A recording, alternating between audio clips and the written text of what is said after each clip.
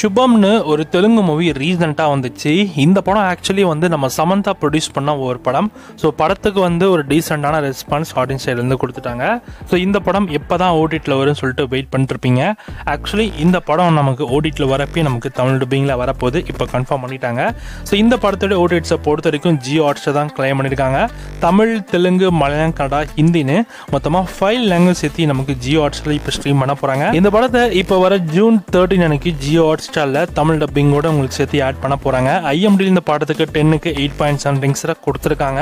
And படத்தில் வந்து Shalini, வம்ஷிக் கோத் and Akshit சரண் இந்த மாதிரி நிறைய பேர் இந்த படத்தில் நடிச்சிருக்காங்க.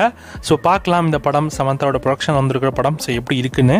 ஸோ தமிழ் டப்பிங்கில் பார்க்க ஜூன் 13 அன்னைக்கு தமிழ் டப்பிங்கில் ஜியோ ஹாட்ஸ்டாரில் உங்களுக்கு அவைலபிளாக இருக்கும்.